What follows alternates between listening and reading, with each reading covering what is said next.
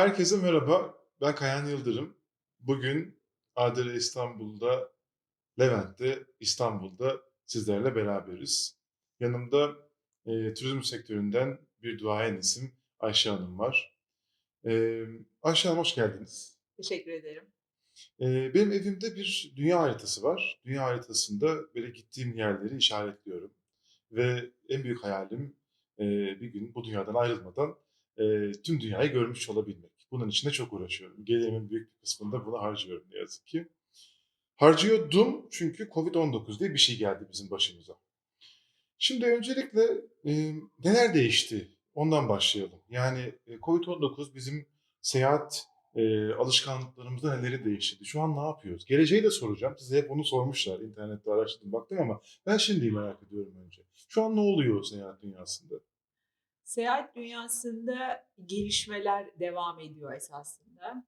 Sanki turizm sektörü Covid'den en büyük yarayı alan sektör Hı hı, esasında. Hospitality diyelim, hı dünya hı, genelinde tüm paydaşlarıyla. hı hı, Bütün işler durdu gibi gözükse de ilginç bir şekilde bazı alanlarda devam ediyor. Yani bu ne demek? Yeni oteller açılmaya devam ediyor. hı hı, Bu Covid-19'la ilgili gerek aşı gerek ilaçla ilgili bütün bu sonuçlar alındıktan sonra süratle seyahatin başlayacağı düşünülerek bugünden hazırlıklar var. Bu hazırlıklar hava yollarında da var, otellerde de var, destinasyonlarda da var.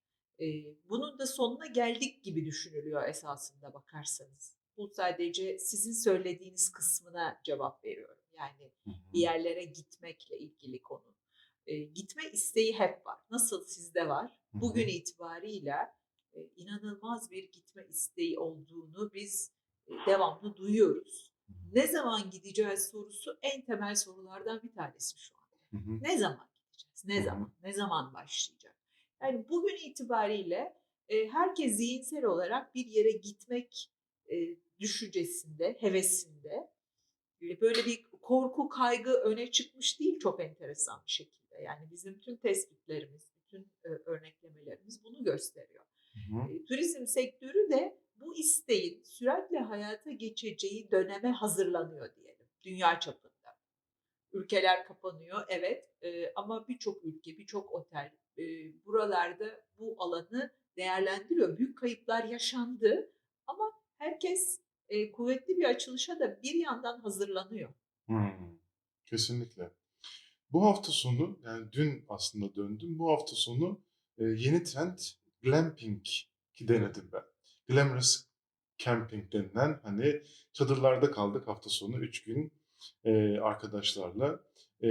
Bize ait çadırlar ama kendi tuvaletleri Hı içerisinde, hı. işte, kendi çay yapma makinesi falan var, yatağı var. Fakat çok da güzel bir hafta sonu geçmedi benim için çünkü çok sorun yaşadık.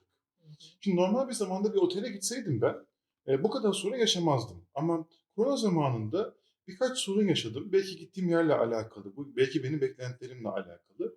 Size şunu soracağım. Covid zamanında yapılan seyahatlerde insanların çatışmaya daha meyilli olduğunu düşünüyor musunuz siz de? Yoksa tamamen bu insanlar gidip rahatlıyorlar, daha az sorun çıkartırlar ve oteller ya da konaklama tesisleri ya da havayolu şirketleri bu işte daha böyle e, müdahale edici, daha arabulucu, daha böyle uzlaşmacı bir tavır mı sergiliyor? Yani nedir fikirlerinizi merak ediyorum.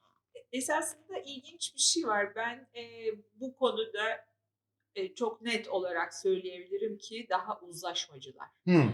Şunu görüyoruz, çok talepkar müşterilerimiz, kılı kırk yaran müşterilerimiz, Covid zamanı seyahati esnasında karşısına çıkan sorunları daha kolay tolere ediyor. Bu herhangi bir şekilde otelle olabilir, bir ulaşım aracıyla gidiyorsa onunla ilgili olabilir, güzergah üzerinde bir hizmet alıyorsa oradakilerle olabilir. Ama tolerans yüksek. Hı hı. Normalde tolere etmeyeceği detayları daha yumuşak bakarak ele alıyor diyebilirim Hı hı. rahatlıkla. O zaman bir Ve fırsat bu. uzlaşmacı. Bu Evet. turizm sektörü için de güzel bir fırsat o zaman şu Evet. anda. Orada bir tek önemli olan bir takım temel kriterlerin yerine getirilmiş olduğunu görmek istiyor tabii ki. Yani burada Hmm. sizin nasıl bir sıkıntı yaşadığınızı bilmiyorum Hı ama hı. özellikle COVID-19 ile ilgili alınan önlemlerin, taahhüt edilenlerin yerine getirildiğinden bir kere emin olunması lazım. Orada pek uzlaşma tavrı yok. Hı hı. Ama onun dışında ne bileyim işte yeme içme imkânları, efendim güzergâh üzerindeki, işte markette aldığınız hizmet, restoranda aldığınız hizmet vs.